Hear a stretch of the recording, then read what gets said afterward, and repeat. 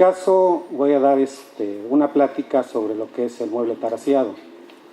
No es muy común y muy frecuente que se haga esta técnica. Ahora, antes de comenzar con esto, sí quisiera decir que muchas veces escuchamos la palabra sincretismo, ¿no? A veces lo escuchamos como sincretismo religioso, sincretismo en los textiles, sincretismo en algunos textos, en muchas partes. ¿A qué es a lo que le llamamos sincretismo?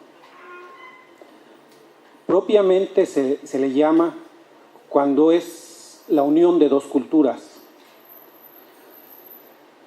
Esto no significa que una cultura domine más a la otra. El sincretismo se refiere a la fusión de dos culturas que no saben dónde inicia una y dónde termina la otra, sino a partir de ahí nace una nueva. No olvidemos que nosotros somos el resultado no solamente del choque entre dos mundos, ¿no? O entre tres, si le queremos llamar, no solamente los europeos o el asiático, ¿no? Nosotros somos el resultado de múltiples factores, solamente en nuestro país. Hoy en la actualidad hay 68 lenguas diferentes, dialectos, ¿no? Como le quieran dar el término.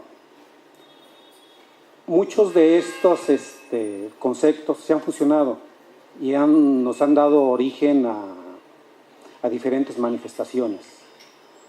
Cuando hablamos de arte popular nos referimos, yo digo que hay dos artes populares, ¿no?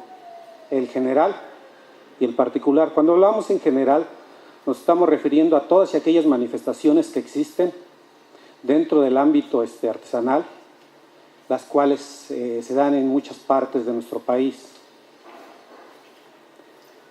Cuando hablamos de arte popular, nos referimos a las máximas expresiones que cada uno dentro de ellas se manifiestan o existen, ¿no?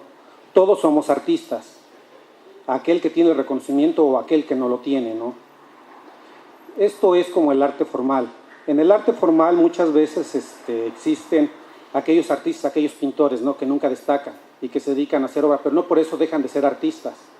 No son tan conocidos probablemente, pero ellos siguen siendo artistas. Creo que lo mismo sucede con todo nuestro gremio, ¿no? Hay quien tiene las capacidades, quien tiene las posibilidades, como lo dije anteriormente, vuelvo a reiterar, hay quien tenemos la fortuna de por haber destacado, porque probablemente nuestro trabajo se le interesó a una persona, ¿no? Que fue quien nos apoyó, nos recomendó, nos dijo, nos orientó. Hay muchas personas en este país que no tienen esa fortuna o esa suerte. Por eso digo que todos somos artistas. Bueno, a ver, voy a comenzar con mi presentación. Les voy a mostrar algunas fotografías de algunos trabajos que son antiguos, para que vean más o menos. En este caso es una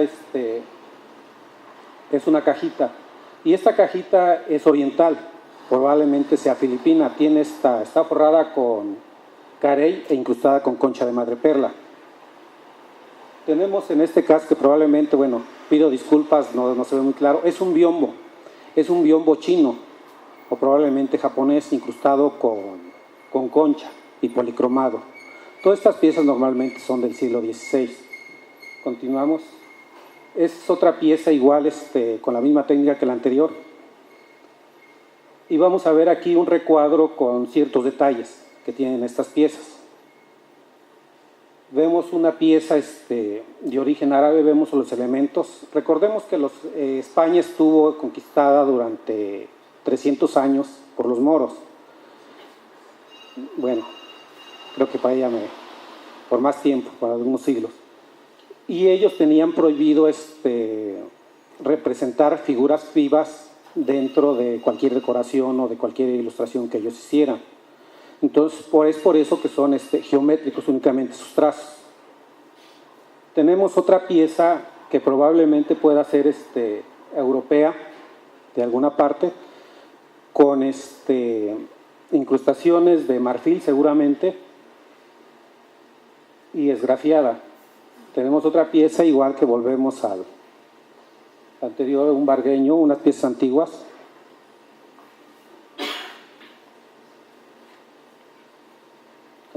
Tenemos algunos otros detalles de algunas otras piezas. Ahorita se las están pasando 3-4 segundos de exposición para que vean las referencias y posteriormente vamos a ver algunas piezas más recientes o lo actual que se está haciendo y cómo estas siguen sobreviviendo hasta nuestros días, pero con un carácter ya especial, ¿no? Ya con una identidad. Lo que vimos anteriormente fueron piezas antiguas del siglo XVI o siglo XVII que fueron demás, ingresaron al país. Esto fue a través de la nao de China, el comercio que se llevaba a cabo entre México y los países orientales. Recordemos que originalmente cuando fue conquistado nuestro país no se conocía la ruta o una nueva ruta hacia las islas orientales. Una vez que se descubre México y se sabe que de aquí es un puente para ir hacia Oriente y de ahí regresar al país y de aquí hacia Europa. Muchas de estas piezas normalmente desembarcaban en el puerto de Acapulco, que era donde llegaban, subían a lo que es el área en Pátzcuaro, Michoacán, donde estaba la primera aduana, primer registro, para posteriormente llegar a la Ciudad de México y seguir su camino hacia Veracruz. Todo esto viene en caso porque en muchos de estos trayectos las piezas fueron quedando en algunos de estos espacios, en algún momento fueron viendo, y por eso nos podemos explicar en algunos de estas etapas, por ejemplo, lo que es la laca, ¿no? O los elementos que componen la iconografía en los muebles estos, o la laca de Pátzcuaro, en Michoacán, o por la de Olinala Guerrero, y cómo viene influenciada las diferentes técnicas, o por ejemplo, por poner otro ejemplo, digo, es un poco fuera del tema, pero por decirle algo, ¿no? La Talavera, la de Puebla, ¿no? La Talavera de la Reina. En la época en que se vino todavía estaba la dinastía Ming en el poder, entonces su porcelana era normalmente azul. Influyó dentro de la porcelana que se comenzó a imitar en Puebla, la famosa Talavera de la Reina, para posteriormente seguir su viaje, digo, pero bueno, es nada más como... Aquí vemos, una vez que ya vimos todas las piezas antiguas como se vienen, vemos en este caso algo que se está haciendo reciente en lo que es en el NIF. No sé si algunos de ustedes han tenido la oportunidad de ir en Hidalgo. Es en Izmiquilpan, hay aproximadamente 25 talleres que se dedican a elaborar este tipo de piezas. Ellos le llaman taraseado, realmente no lo es. Ahorita ya voy a abundar en lo que es la técnica. Porque normalmente esto es un recorte, si bien sí es de concha, únicamente está pegado sobre una superficie y posteriormente está empastado, no está incrustado directamente sobre la madera.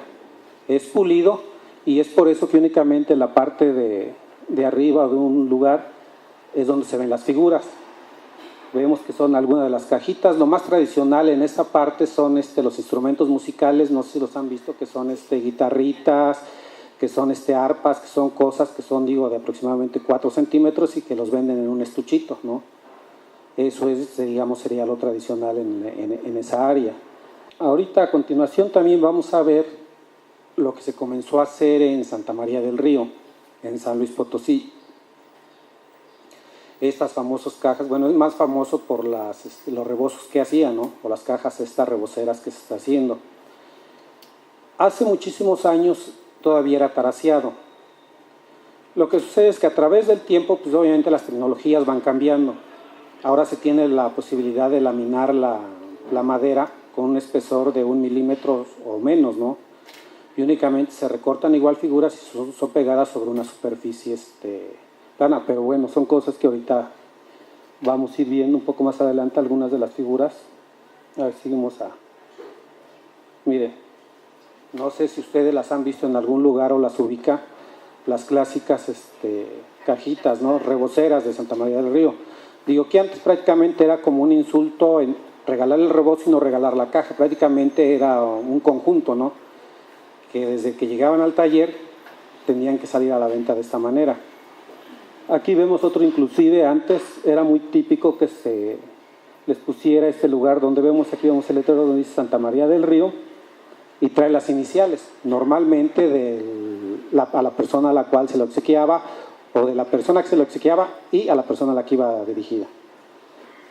Miren, y vemos este tipo aquí la vemos ya con con el rebozo, como vienen, esas hasta el día de hoy se vienen haciendo, pero tampoco es propiamente taraseado. Ellos lo manejan como taraseado, digo, a través del tiempo se va desvirtuando la palabra, a veces, muchas veces la técnica, y lo que llega hasta nuestros días son remembranzas de lo que fue, ¿no?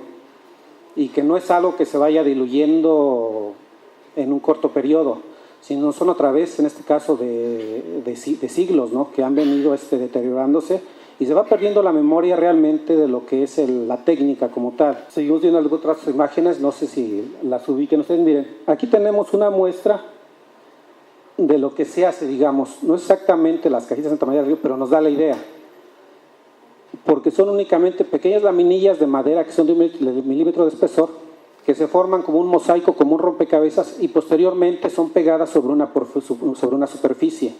En este caso normalmente es pura madera, ¿no? Pero eso sería enchapado. Entonces vamos viendo que la técnica que acabamos de ver fue la anterior, lo que se hace en el NIF o en Izmiquilpan, que se le llama taraseado, pero prácticamente es un empastado. Tenemos esta otra que se le llama taraseado, pero es un enchapado. Para que sea un taraseado normalmente se tiene que incrustar directamente sobre la madera.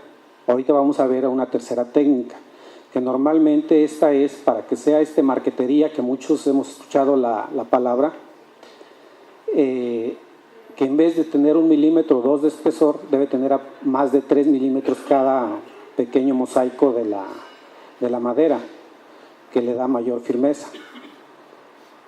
Miren, en este caso tenemos una parte, pareciera que es una caja, pero únicamente es un frente que va a ser pegado en una de estas cajitas, ¿no? Rebozadas de Santa María del Río.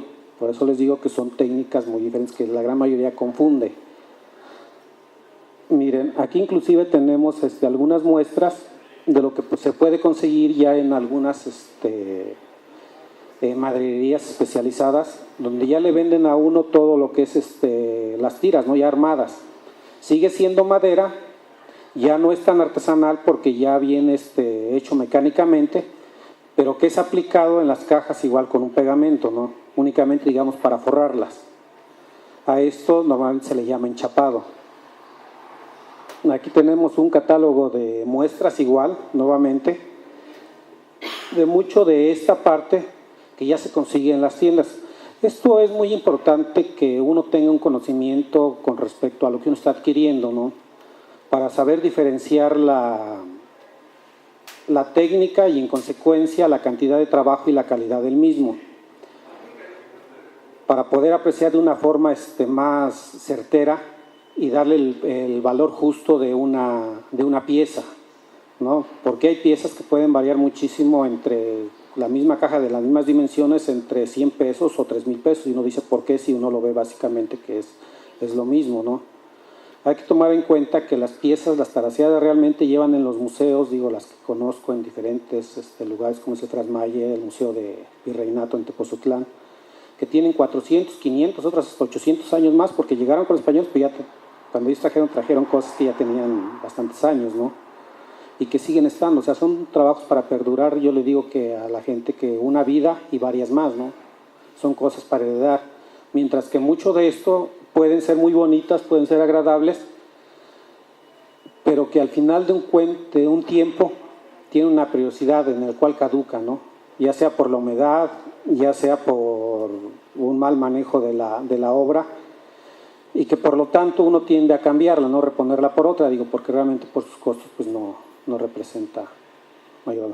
En este caso aquí vemos otro tipo de técnica que sería marquetería. Aquí ya tenemos lo que es hueso conjuntado con diferentes maderas. Aquí es básicamente igual que el enchapado, la diferencia es que ya los espesores de las láminas ya sube arriba de 3 milímetros normalmente. Igual se arma dentro de un rompecabezas y se pega sobre una superficie de madera. Miren, en este caso, pido una disculpa por las fotografías del tipo de trabajo que se debe de realizar.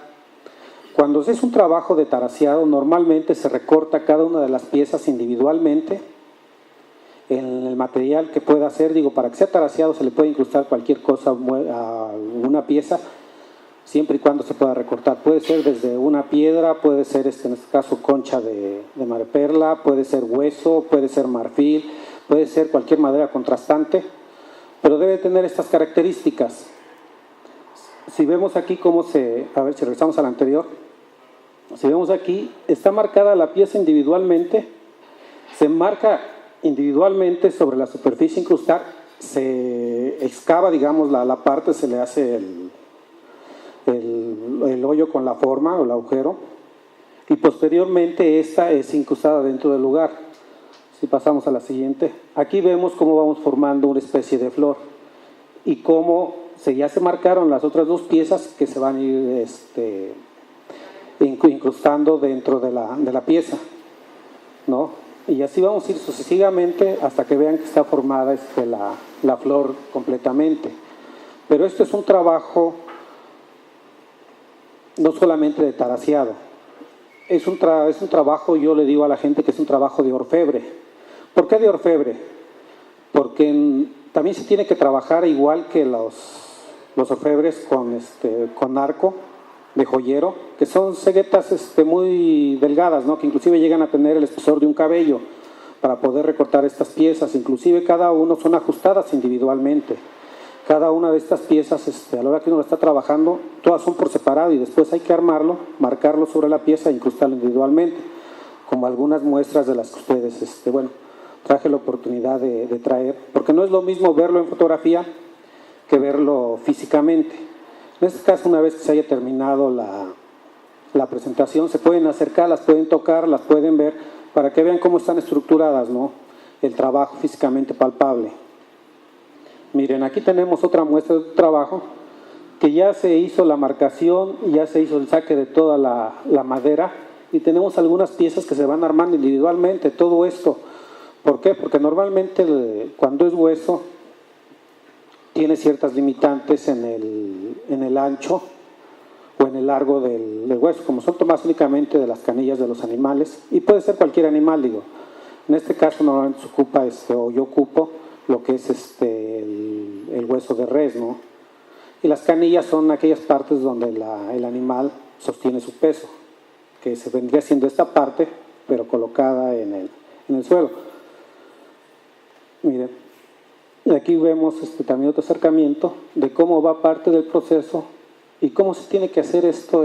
Cortes son de precisión, porque se trabajan ya con navajas, con exactos, con los mismos que los arquitectos hacen sus maquetas para poder realizar este tipo de cortes sobre la madera o con formones. Aquí vemos una base de un vargueño. Ahora, estamos acostumbrados a ver ya la comodidad que nosotros tenemos con estas mesas, con estos sillos cómodas, lunas, dentro de nuestro ámbito cotidiano, ¿no?, en el cual vivimos. Recordemos que en esa época realmente los muebles desarrollados como hoy no existían. Básicamente lo que había eran mesas y sillas, ¿no? Y algunos muebles que eran escribanías, eran cajoneras, baúles o vargueños. Muchos de estos eran firmes y eran de una consistencia considerable, puesto que muchos de ellos eran de viaje. Si alguna persona tenía alguna cajonera, esta la cerraba, metía todas sus pertenencias y en ella se transportaba. Por eso es que vemos muchas veces, a veces en las películas, cómo van con baúles, cajas medianas, pequeñas, grandes. ¿Por qué? Porque todo su homenaje que tenían normalmente era para transitar de un lugar a otro, ¿no?, cuando tenían que viajar. Por eso deben tener algunas características. En este caso, el vargueño, como tal, que también son piezas que elaboro, se cree que esta pieza fue inventada durante el siglo XVI y fue considerado en su época como el mueble más perfecto de la época. El mueble más perfecto de la época porque tenía ciertas características que para la época eran innovadoras. En principio era un mueble transportable, era un mueble hecho en dos piezas que no requería más que desmontarse y llevarse a otro lugar junto con las pertenencias o lo que con ellas estuviera. Para que sean vargueños normalmente deben tener una cajonera con una tapa y una base como esta. Aquí ya vemos las dos partes. Vimos en la anterior lo que es la base por sí sola. Vemos la pieza que iba suelta como tal, no tenía ningún embone, no tenía nada, iba libremente colocada en la parte de arriba. ¿Por qué? Porque cuando no se contaba con esta base, normalmente la persona que iba de viaje con sus pertenencias la colocaba encima de una mesa y le hacía prácticamente la misma función. Digo, si pasamos adelante vamos a ver que estos vargueños tienen dos tirantes, cada uno en un costado, que son sacados, como ven en la fotografía, y posteriormente abatidos. A la hora que se abate vemos la parte interna de lo que es la pieza en sí, lo que configura en este caso es un vargueño. Cuando no tienen la base en sí o no tienen estos dos tirantes, sería una cajonera, ¿no? O muchos estamos acostumbrados a escuchar la palabra escribanía, ¿no? Que normalmente estas escribanías pues, son de origen italiano, o el secreter, que son los que tienen la tapita y donde se ocultan abajo más bien adentro los cajones. Y aquí ya vemos parte de la obra que he venido realizando, ya incrustados en concha o en hueso, en algunas otras maderas contrastantes, y que les va a pasar las imágenes de parte de lo que he venido elaborando, ¿no? Son diseños inspirados en algunas ruinas arqueológicas, en este caso como Mitla, que tiene mucho esta greca del escaloncito. En algunos otros casos, como es en si vieron las primeras fotografías de estos muebles mudéjares, árabes o españoles, como les quieran llamar, que vinieron a nuestro país y que fueron influenciados las personas que los comenzaron a ver. Para poder realizar el trabajo puede ser en cualquier tipo de madera. Obviamente, por el tipo de trabajo y el tiempo que le lleva, cualquier persona que se dedica o que quiera hacer este tipo de trabajos debe de ser una madera también fina, ¿no? Porque igual, si yo lo hago en pino, es una madera normalmente que le entra a polilla, con el tiempo tiene ciertas desventajas. Se les llama maderas finas aquellas que tienen ciertas características, no solamente por su color, sino también porque están adecuadas para soportar humedades, el sol, altas temperaturas, diferentes ambientes. Por eso es que son muy buscadas estas maderas preciosas, ¿no? Aquellas que tienen estas características de tolerancia, es a las que buscan para hacerlas. Imagínense que, por ejemplo, en este caso, esta cajita me llevó 2 meses de elaboración y tiene aproximadamente más de 857 piezas, ¿no? Recortadas, incrustadas individualmente. Entonces, por el mismo tipo de trabajo, si ya uno le va a invertir tanto tiempo, pues uno busca que sea una madera fina, aunque puede ser cualquiera que la persona tenga en su momento para usar. Ahora, este trabajo no es muy común ni muy frecuente. Hay únicamente una familia en Jalisco que es quien las elabora, y en este caso yo sería la segunda persona. A través del tiempo se han venido haciendo en diferentes partes del país, pero como cuestiones aisladas, ¿no? Como trabajos muy especiales. Creo que muchas personas en el país están capacitadas para llevarlo a cabo o hacerlo, sobre todo aquellos que tienen el título de ebanista, ¿no? Que ya pasaron un poquito más de allá de ser carpinteros para ser ebanistas.